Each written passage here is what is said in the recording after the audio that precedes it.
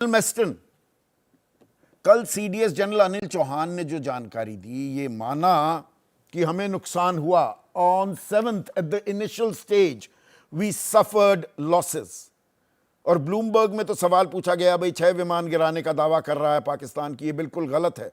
लेकिन साथ ही साथ उन्होंने ये भी माना कि हां, आंकड़ा जरूरी नहीं है, पर हमने सबक क्या सीखे वो जरूरी है, और उसके बाद जवाबी कार्रवाई हमने क्या की। तो ये जानकारी जनरल मेस्टन सिंगापुर में जाके साझा क्यों की जाती है? ये तो हमारे डीजीएमओ हमें बता देते। ये सवाल पूछे जा रहे थे, इनके सवाल यहीं दे दिए जाते तो बेहतर नहीं होता क्या? संदीप, आपने बहुत अच्छे विषय उठाया है, लेकिन मैं जो भी बोलूंगा सिर्फ फैक्ट्स बोलूंगा। और फैक्ट्स पे ही मेरा सारा ये बेसिस आधार रहेगा। नंबर 1, 10 तारीख को हमारे DG air ops air marshal Bharti ने बहुत सही लफ्जों में बोला था, करेक्ट जो इनके इत्तेफाक थे, मैं रीड कर रहा हूँ।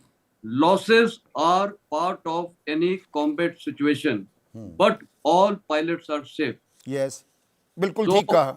हाँ, बिल्कुल। तो ये 10 तारीख को देश के सामने और पूरे विश्व ने भी सुना है कि लॉसेस हुए हैं, उसमें कोई डाउट नहीं, बट पायलट्स आर सेफ। और वही सीडीएस ने अभी वही स्टेटमेंट बोला है। तो नहीं, उसमें देखिए बात यहां पर अब विमान पर भी आ गई। सवाल तो तब भी उठे थे जब एयर मार्शल ए.के. भारती ने यह कहा कि आप पायलट्स आर सेफ, यानी कि क्या विमान सेफ नहीं है। यहां पर तो वो अलग एक कदम आगे चले गए ना जनरल मेस्टन, कि the numbers are not important. मतलब he is not denying the numbers ना, उन्होंने 6 का फिगर उसे डिनाई किया, बाकी डिनाई नहीं किया। तो ये जानकारी 7 समंदर पार क्यों बता रहे हैं? यहां बता दीजिए ना, संसद में बता दीजिए ना सर। नहीं, देखिए, वो संसद की जहां तक बात है उस पर मेरे को कोई कमेंट्स नहीं है, क्योंकि मैं तो सिर्फ एक फौजी के तौर पे बोल रहा हूँ जी। फौजी जनरल को ये पूछा गया सीडीएस को, और उन्होंने बहुत ईमानदारी से वही रिपीट किया है जो सीडीएस ने सॉरी एयर मार्शल ने बोला था, एयर मार्शल भारती ने वही रिपीट किया है।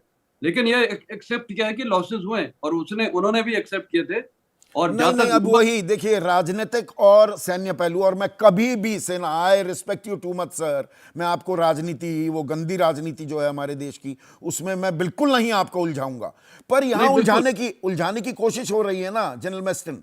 भाई एक तरफ राजनीतिक फायदा लेंगे, पाकिस्तान गिड़गिड़ा रहा था, बिलबिला रहा था, ऑपरेशन सिंदूर अभी जारी है, संघर्ष विराम की जानकारी हमें डोनाल्ड ट्रंप से मिलती है। तो ये इतने अंतर्विरोध क्यों किए जा रहे हैं? ये देश है क्या? मेरा कहने का मतलब है, ये पहली बात, कोई भी लड़ाई होती है या कोई भी कॉन्फ्लिक्ट होती है, उसका एक मुद्दा होता है और इरादा होता है। और लड़ाई में हमेशा इरादा बहुत क्लियर होता है। लड़ाई में पहली बात, कोई रनर्स अप नहीं होता है, सिर्फ विक्ट्री होती है और एक ही पार्टी जीतती है। हमारा एम बहुत क्लियर था। और जब ये कोई भी मिशन होता है, चाहे आर्मी करे, मैं एज आर्मी में डिफ कमांडर रहा हूँ, ब्रिगेड कमांडर रहा हूँ, कमांडिंग ऑफिसर है, हम जब भी कुछ करते हैं हम फोकस करते हैं सिर्फ मिशन में। मेरा मिशन क्या है? मेरा मिशन, मान लिए मेरे को ये दुश्मन की पोस्ट को कब्जा करना है, ये अगर मेरा मिशन है तो उस समय हम पूरी ताजवीज से प्लानिंग करते हैं, और इसमें भी ताजवीज से प्लानिंग की गई थी। मिशन क्या था? मिशन यह था कि 9 टेररिस्ट कैंप्स को बर्बाद किया जाएगा, और 2 उसमें ये पंजाब में भी थे, भावलपुर और मुरीद के, जहां पर एलएटी और जैश ए मोहम्मद के हेडक्वार्टर्स है, उसको टारगेट किया गया। वो हमने अचीव किया कि नहीं? जवाब है, हुआ। नहीं नहीं, वो हुआ सर। इसमें थोड़ा सा, इसमें और डिटेलिंग में आपकी इजाजत से जनरल मेस्टन, इसमें भी कुछ डिटेलिंग में जाना पड़ेगा ना। 15 तारीख को जो देश के विदेश मंत्री एस जयशंकर ने कहा कि at the start of the operation, यानी कि at the start of operation Sindoor we informed Pakistan. अब इसमें देखिए, मैं सिमेंटिक्स में नहीं जा रहा हूं, उनका मतलब बिल्कुल ये भी हो सकता था कि भाई वो 22 मिनट का ऑपरेशन जो हमने किया 7 तारीख को तड़के सुबह, वो करने के बाद हमने पाकिस्तान को इन्फॉर्म किया। या विपक्ष जो इशारा कर रहा है कि अरे आपने पहले बता दिया और आप यू वर ओनली टारगेटिंग, हमने तो दरियादिली दिखाई कि हमने सिर्फ आतंकवादी ठिकानों को हम निशाना बनाएंगे, तो पाकिस्तानी एयरफोर्स को हमने ब्रीदिंग स्पेस दे दी, वो तैयारी करके बैठ गए, तभी हमें यह नुकसान उठाना पड़ा। यही तो कह रहे हैं, we rectified tactics and then went back and hit them with full force. मैं पूरी डिटेलिंग में नहीं जा रहा हूं। वो ये बात मान रहे हैं ना, तो क्या ये चूक भी हो सकती है? ये तो देश को जानना है ना सर, जानना होगा ना, जानना चाहिए ना। देखिए, मैं आपको मिलिट्री पॉइंट ऑफ व्यू से बता रहा हूँ। पहली बात, हमारे भी कुछ वेटरन्स को बुलाया गया था और हमें ब्रीफ किया गया है भारतीय सेना द्वारा। और उस ब्रीफिंग में बहुत साफ बताया गया था कि ऑपरेशन ये कंडक्ट करने के बाद, जो 23 मिनट का ऑपरेशन था, उसको कंडक्ट करने के बाद हमारे डीजीएमओ ने उनके डीजीएमओ को बताया है। ये मैं आपको अथॉरिटी के साथ बोल रहा हूँ, हमें ब्रीफ किया गया नहीं, ये है। तो तरीका है, ये तो बिल्कुल स्टैंडर्ड ऑपरेटिंग प्रोसीजर भी हाँ, है। बिल्कुल। अब विदेश मंत्री ने जो बोला है, मेरे को उस पर कोई कमेंट्स नहीं है। वो स्लिप ऑफ टंग हो सकता है या उसकी सिमेंटिक्स है कि आप एट द स्टार्ट में उसको कैसे हम देख सकते हैं। पर देखिए, ऑपरेशन का डायरेक्टिव कौन प्लान कर रहा था? इंडियन आर्म फोर्सेस सीडीएस के अंडर में।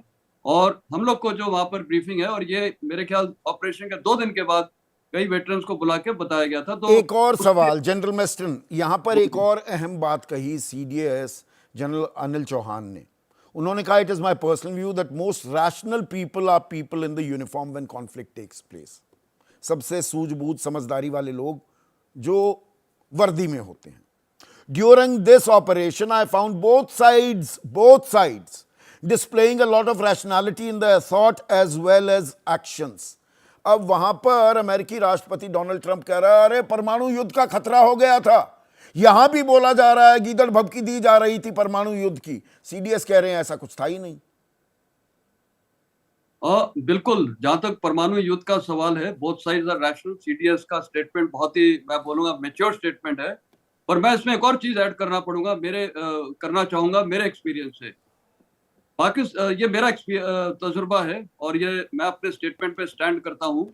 पाकिस्तान न्यूक्लियर थ्रेट कभी भारत के साथ यूटिलाइज नहीं करेगा। इसका कारण ये है, पाकिस्तान की सेना, कल मैं एक चैनल में, ये अदनान सामी के साथ वो जज था, उस चैनल में उसने क्लियर बोला है कि पाकिस्तान सेना क्या कर रही है। वो कश्मीर के बहाने पैसा इकट्ठा करती है, डोनेशन, और अपनी जेबें भरती है। तो जो वो सेना, जो जनरल्स हैं, आपने देखा सारे जनरल्स बाद में सेटल होते हैं बाहर देशों में, और वो पैसा उनके पास इतना है कि वो, उनको मजे करने, अय्याशी करनी है। तो क्या वो ऐसा सुसाइड मिशन करेंगे कि अपने को मरवा दें? नहीं। तो ये एक न्यूक्लियर बोगी थ्रेट है, ये जो पाकिस्तान हमेशा प्ले करती रहेगी। नहीं और इस नहीं, टाइम भी उसमें प्ले करने में सीडीएस अनिल चौहान तो ये कह रहे हैं ना सर कि ऐसा कुछ किया ही नहीं गया। यहां हमें बता रहे हैं नेता कि भाई गीदड़ भभकी दे रहा था। डोनाल्ड ट्रंप भी कह रहे हैं न्यूक्लियर फ्लैश पॉइंट आ गया था, मैंने इंटरवीन किया, कारोबार की गाजर लटकाई और मध्यस्थता करा दी। देखिए, डोनाल्ड ट्रंप को तो आप भी जानते हैं और मैं भी जानता हूं और पूरा विश्व जानता है। क्या उनकी बातचीत पे हम सीरियस ले सकते हैं? देखिए, फैक्ट ये है। नहीं, हम सीरियसली ये तो लेते हैं, बात, हम उनकी जीत की प्रार्थना करते हैं, हम यज्ञ करवाते हैं, हम हवन करवाते हैं, मोटेरा स्टेडियम उनको लाते हैं, 1 करोड़ 20 लाख लोग तालियां बजाते हैं, एम्बेसडर दीपक वोरा, ये तो हम करते हैं। हम तो कहते हैं ना, Donald Trump my friend. But वो ऐसी दोस्ती यारी निभा रहे हैं क्या?